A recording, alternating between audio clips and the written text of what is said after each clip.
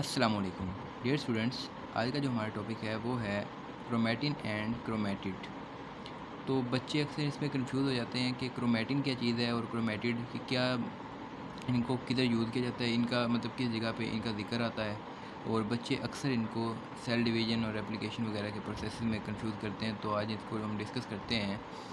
तो सबसे पहले हम क्रोमेटिन को देखते हैं। Chromatin is a semi condensed form made up of DNA and proteins. These proteins are the histone proteins.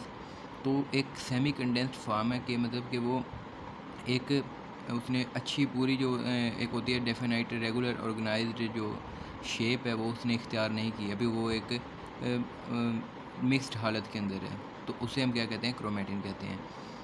तो जो हमारे पास क्रोमेटिन है, अब इसको हम ज़रा देखें कि जब सेल इनएक्टिव होता है, मतलब कि हमारे पास एक सेल है, वो सेल डिवीज़न के अंदर नहीं जा रहा, वो इनएक्टिव पड़ा है, वो अभी सेल डिवीज़न के प्रोसेस के अंदर उसने पार्टिसिपेट नहीं किया। तो जो हमारे पास इनएक्टिव सेल है उसको अगर हम ओपन करके आगे देखें तो उसमें जो क्रोमेटिन होगा वो कैसे होगा, किस शेप में होगा। तो आपके सामने ये क्रोमेटिन दिख रहा है आपको, क्रोमेटिन या क्रोमेटिन मटीरियल भी कह देते हैं इसे।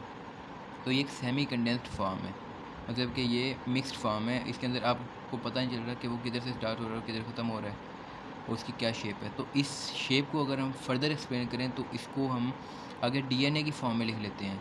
तो डीएनए की फॉर्म में जब इसको लिखा तो हमें समझ आया कि शुगर, ये जो शुगर चेन है और इनके साथ प्रोटीन्स अटैच्ड हैं। अब इसको फर्दर एक्सप्लेन जब किया तो इससे हमें क्या मिला कि हमें स्ट्रक्चर मिला noodles like structure of chromatin material. तो इसके अंदर जो क्रोमेटिन है उसने हिस्टोन प्रोटीन के गिर्द कवरिंग की हुई है एक स्ट्रिंग लाइक स्ट्रक्चर से, और इन प्रोटीन को कहते हैं हिस्टोन प्रोटीन्स। अच्छा, तो अब हम देख लेते हैं क्रोमेटिड्स क्या होते हैं। तो सबसे पहले हम इसका स्ट्रक्चर एक बार समझ लेते हैं, उसके बाद इसकी डेफिनेशन पे चल जाते हैं। इसका स्ट्रक्चर क्या कहता है कि जब एक सेल है आपके पास, तो फ़र्ज़ करें पहले सेल पार्टिसिपेट नहीं कर रहा था सेल डिवीज़न के अंदर, अब सेल ने क्या किया है, पार्टिसिपेट करना शुरू कर दिया सेल डिवीज़न के अंदर, तो एक्टिव हो गया सेल। सेल के पास जो क्रोमोसोम की तादाद है वो कितनी है, n, स्मॉल n से हमने लिखा हुआ है, तो इसको क्रोमोसोम की तादाद है। तो अब सेल गया सेल डिवीज़न के अंदर। सेल डिवीज़न में क्या होगा कि सेल है, एक सेल दो डॉटर सेल में कन्वर्ट हो जाएगा। सेल डिवीज़न के दौरान जो डॉटर सेल बनेंगे उनके अंदर भी क्रोमोसोम की तादाद n ही होगी, स्मॉल n, यानी कि मतलब जितनी पेरेंट सेल में थी उतनी ही दोनों डॉटर सेल के अंदर अंदर अलग-अलग हो गई है। अब ये कैसा हुआ है, ये सेल डिवीज़न का आपको पता ही है कि सेल अपनी कॉपी तैयार कर लेता है खुद ब खुद रेप्लिकेशन के ज़रिए। अब उसमें से जो इसके अंदर जो अब क्रोमोसोम था हमारे पास, उस सेल डिवीज़न के दौरान हुआ क्या है, जो क्रोमेटिड, इसका जो क्रोमोसोम्स के ये जो एक पार्ट लिया हुआ है हमने, अब इसने क्या किया, अपनी एक कॉपी तैयार कर ली। अब इस कॉपी को इसने कैसे तैयार किया, रेप्लिकेशन के ज़रिए। और अब ये जो कॉपी है, ये दोनों जो क्रोमेटिड्स मिले हैं तो इन दोनों ने क्या बना दिया, सिस्टर क्रोमेटिड्स।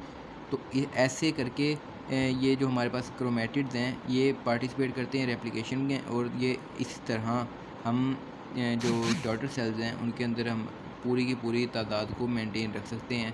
जितनी पेरेंट सेल में थी उतनी हमारे पास डॉटर सेल के अंदर आ जाती है। अब हम इसकी डेफिनेशन देख लेते हैं क्रोमेटिड की।